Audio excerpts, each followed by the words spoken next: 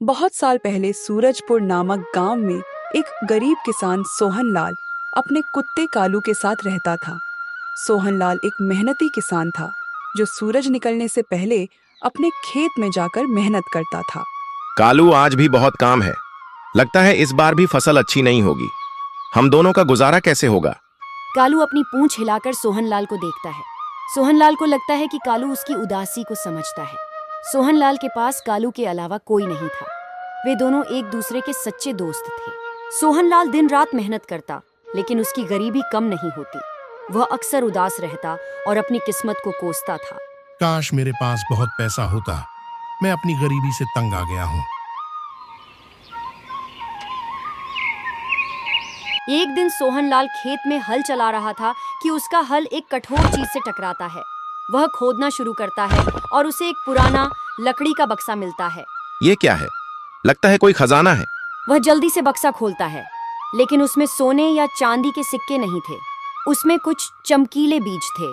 अरे ये क्या, सिर्फ कुछ बीज? मैंने तो सोचा था कि ये सोने के सिक्के होंगे।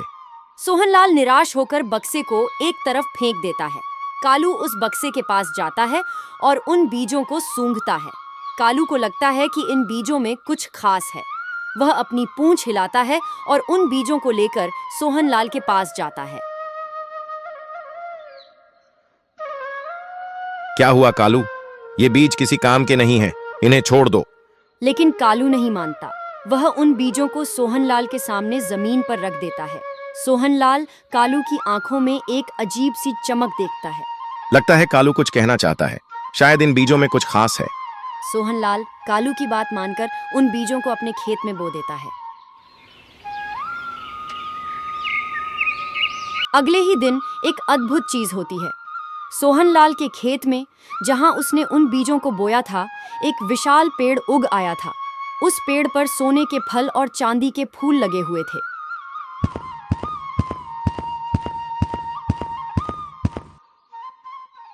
हे भगवान, ये कैसे हो सकता है? मैंने तो साधारण बीज बोए थे, लेकिन यह पेड़, ये तो सोने के फल और चांदी के फूलों से लदा हुआ है। सचमुच कालू सही कह रहा था। ये बीज साधारण नहीं थे। पूरे गांव में इस पेड़ की खबर फैल गई। लोग सोहनलाल के खेत पर उस जादुई पेड़ को देखने आने लगे। अरे देखो, ऐसा पेड़ तो हमने कभी सपनों में भी नहीं देखा। सोने के फल, चांदी के फूल, ये तो किसी चमत्कार से कम नहीं। वाह!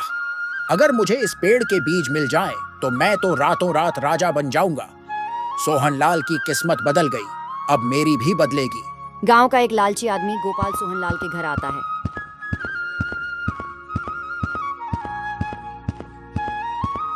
सोहनलाल भाई, सुना है तुम्हारे खेत में जादुई पेड़ उगा है। देखो, मैं तुमसे झूठ नहीं बोलूंगा। मुझे भी इसके बीज चाहिए। तुम मुझे वो बीज दे दो, बदले में मैं तुम्हें इतने पैसे दूंगा कि तुम सारी उम्र आराम से खा पी कर रहोगे। नहीं गोपाल, ये बीज बिकाऊ नहीं है। ये तो मेरी मेहनत और मेरे वफादार दोस्त कालू की समझदारी का फल है। ये मेरी किस्मत का नहीं, बल्कि मेरे विश्वास और लगन का नतीजा है। और इंसान अपनी मेहनत का सौदा पैसे से नहीं करता। जब चाहोगे तब पछताओगे। गोपाल निराश होकर चला जाता है, लेकिन उसके मन में लालच और भी बढ़ जाता है। एक रात गोपाल चुपके से सोहनलाल के खेत में आता है। उसका मकसद उस जादुई पेड़ के बीज चुराना था।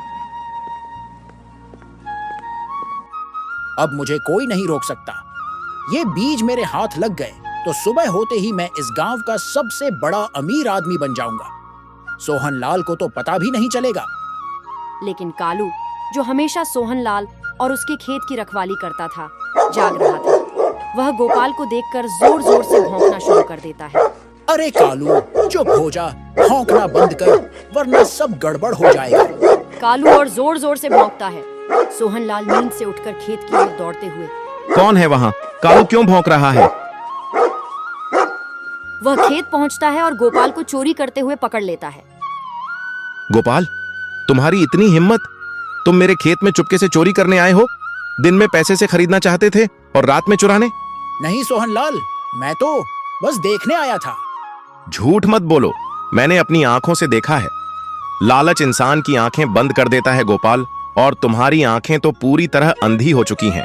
गोपाल शर्म से सिर झुकाता है और भाग जाता है।